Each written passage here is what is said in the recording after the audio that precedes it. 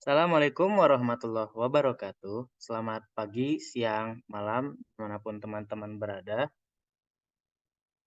Di sini kami akan memaparkan tugas praktikum data mining dari kelompok 1 kelas RP dengan menggunakan dataset Spotify.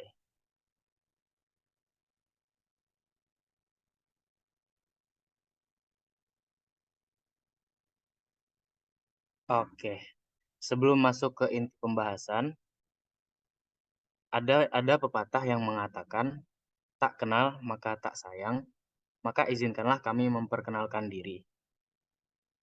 Yang pertama itu ada Devan Lokseval dengan NIM 1214504148. Lalu ada Rizky Adrian Benofri dengan NIM 1214505073.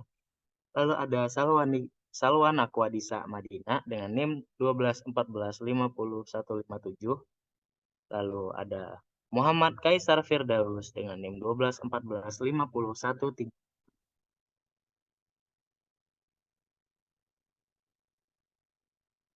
Next.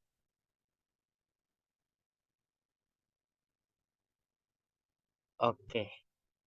Dalam era digital ini, volume data yang dihasilkan terus meningkat secara eksponensial di berbagai sektor, termasuk bisnis, ilmu pengetahuan, teknologi, dan lain-lain. Peningkatan ini membawa tantangan baru dalam pemahaman dan ekstraksi informasi berharga dari data yang besar dan kompleks. Dalam konteks ini, metode clustering menjadi kritis untuk mengelompokkan data dan mengungkap pola-pola yang mungkin tersembunyi. Semakin maju sebuah perkembangan teknologi, maka semakin banyak sebuah inovasi. Contohnya adalah perkembangan tentang kemajuan dalam bidang musik. Musik sudah menjadi hal yang banyak digemari pada semua kalangan usia. Banyaknya atau genre yang beredar membuat banyak orang sering untuk mendengarkan musik dan ditambah dengan kemajuan teknologi yang membuat orang mudah untuk mengakses dari manapun dan kapanpun. Salah satu contoh platform yang dapat diakses dengan mudah adalah Spotify, di mana aplikasi ini memudahkan orang-orang untuk mengakses musik yang bisa diakses gratis maupun berbayar.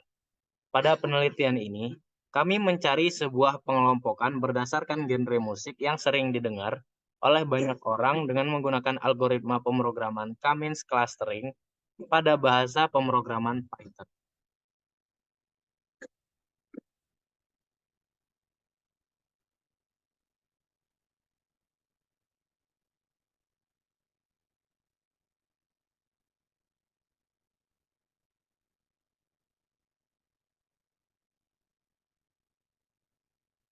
Oke, tujuan dari algoritma Cummins adalah mengelompokkan data ke dalam kelompok-kelompok yang homogen berdasarkan karakteristik yang serupa. Lalu beberapa tujuan khusus dari algoritma tersebut meliputi pengelompokan data yang efisien, optimasi pusat klaster, meminimalkan jarak antara pusat klaster dan titik data, penentuan jumlah klaster yang optimal, skalabilitas, dan kecepatan. Melalui pencapaian tujuan-tujuan itu, algoritma Cummins membantu mengorganisir data ke dalam kelompok-kelompok yang bermakna, mendukung pengambilan keputusan, dan memfasilitasi analisis lebih lanjut terhadap struktur data.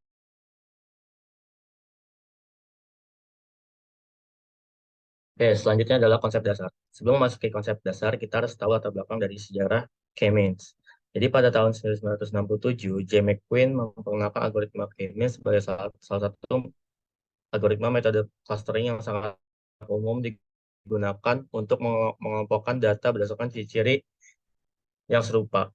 Clustering ini menghasilkan kelompok data yang disebut sebagai cluster, di mana data di dalamnya mempunyai ciri-ciri yang serupa. Dalam proses clustering, data dikelompokkan ke dalam cluster-cluster berdasarkan kemiripan antar data. Prinsip dasar dari clustering adalah memaksimalkan kesamaan antar anggota dalam satu cluster, sementara meminimumkan kesamaan antar anggota cluster yang berbeda. Tujuan utamanya adalah menemukan kelompok atau cluster pada data dengan jumlah cluster yang ditentukan oleh variabel K. Proses kerja algoritma K-means dapat dijelaskan sebagai berikut. Yang pertama, tentukan jumlah klaster K yang diinginkan untuk pengelompokan data. Kemudian diinisialisasikan pusat klaster K atau sentroid secara acak dan dengan memilih K titik data secara acak sebagai pusat masa awal. Setelah itu, setiap titik data ditetapkan ke pusat klaster terdekat berdasarkan jarak Euclidean.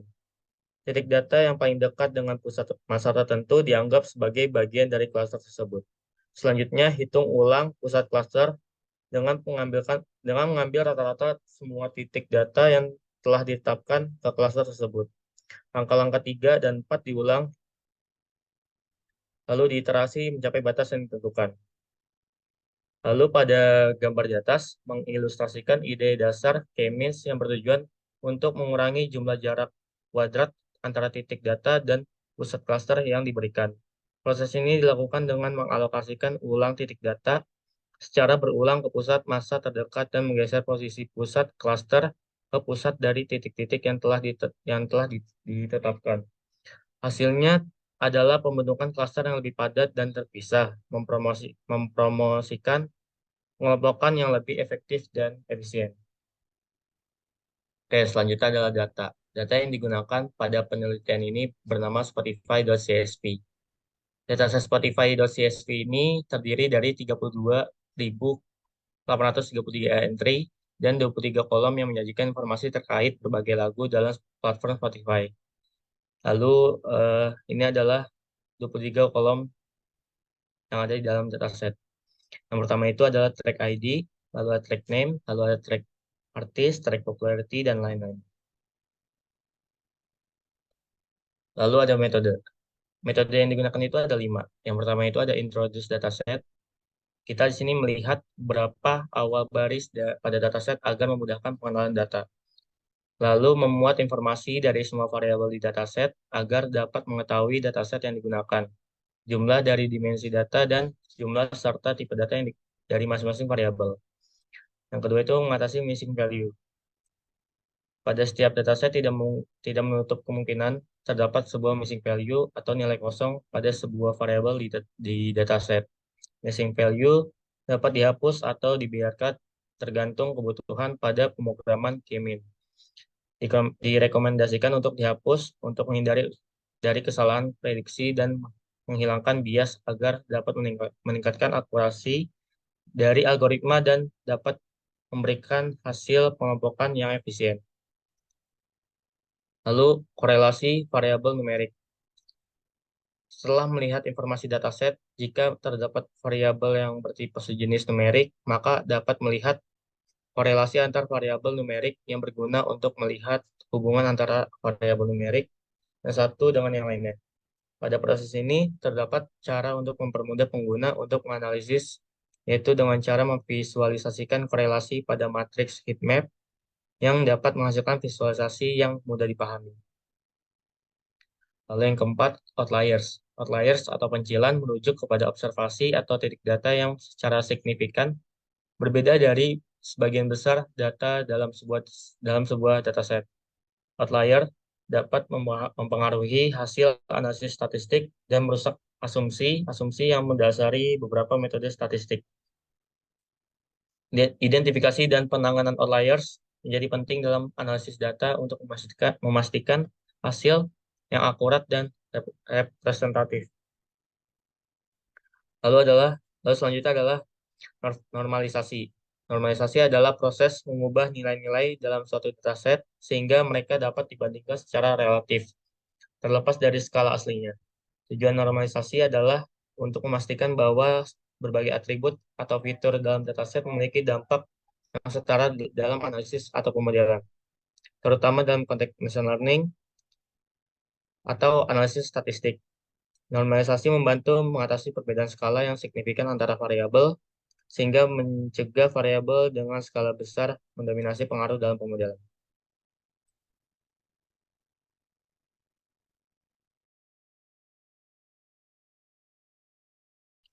Hasil dari pembahasan, yang pertama dilakukan yaitu melakukan data understanding dan data preparation. Setelah melakukan input data, di sini melakukan mendeskripsikan data dengan menggunakan df.head. yang fungsinya untuk menampilkan hasil beberapa baris pertama dari suatu data frame, termasuk semua baris dan kolom yang ada. Hal ini memberikan gambaran tentang data terstruktur yang interaktif untuk memahami isi data dengan mudah. Next. Yang selanjutnya, melihat informasi mengenai data dengan menggunakan df.info. Didapatkan informasi ringkas yang mencakup beberapa aspek penting dari data frame, seperti jumlah kolom, nama kolom, tipe data, dan apakah ada nilai-nilai yang hilang. Pada keseluruhan variabel terdapat 3 jenis tipe data, yaitu objek, float, dan integer. Hal ini sangat penting karena dapat membantu dalam pengambilan keputusan untuk pembersihan data. Next. Selanjutnya, memeriksa adanya missing value dengan menggunakan df.isNoSum. Pada data ini, terdapat missing value yang terletak pada variabel track name, track artist, track album, name yang berjumlah 5. Next. Selanjutnya, menghapus data kosong. Melakukan penghapusan seluruh data yang memiliki missing value agar tidak ada lagi nilai yang memiliki missing value dalam data frame.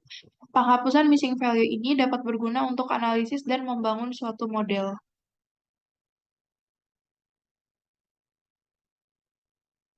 Selanjutnya, memeriksa korelasi dengan menggunakan df-chor untuk mengidentifikasi korelasi antara variabel numerik dalam dataset. Pada hasil korelasi didapatkan nilai 1 yang artinya terdapat korelasi yang kuat atau korelasi positif sempurna.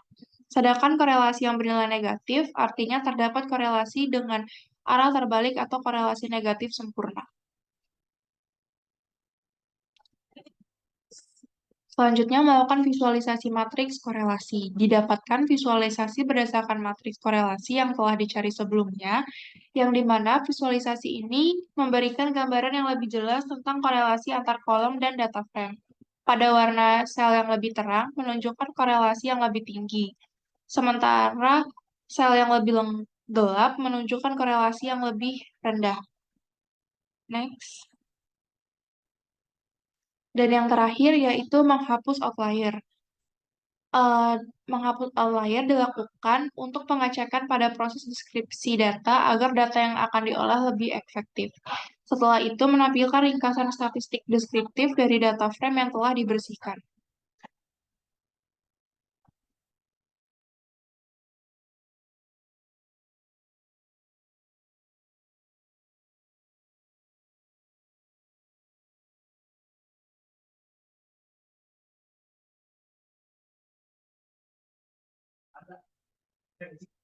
Elbow method.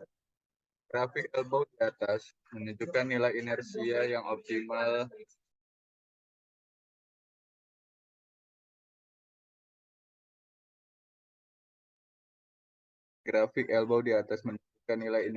optimal berubah seiring dengan meningkatkan jumlah klaster dari 1 hingga 9. Terlihat pada garis mengalami patahan yang membentuk elbow atau siku pada saat K bernilai 5. Maka, dengan menggunakan metode ini, diperoleh K optimal saat berada di K sama dengan 5. Next.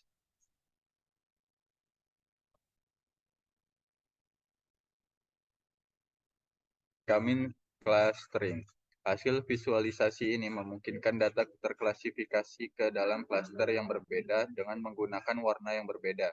Sumbu X dan Y yang mewakili kolom-kolom tertentu dalam data frame dengan memberikan warna berdasarkan kolom kategori playlist genre. X.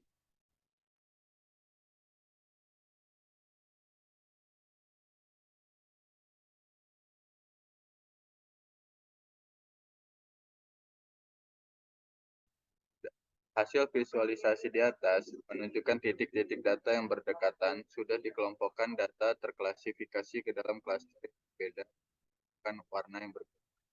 Dengan menggunakan kolom densibility dan track popularity sebagai sumbu X dan Y, dapat dilihat pola sebaran yang memberikan informasi. Next.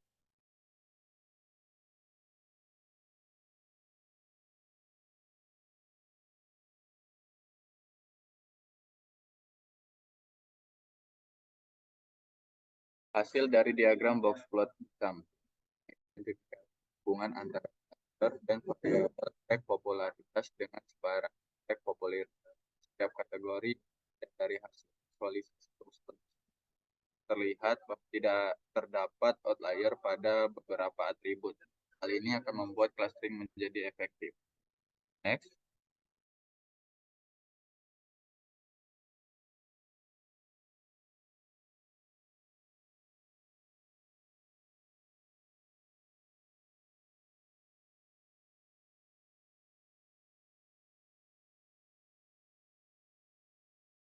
Kesimpulan dari penelitian kami adalah kami menggunakan dataset Spotify yang terdiri dari 32.833 entry. Menyajikan informasi terkait lagu-lagu di platform Spotify.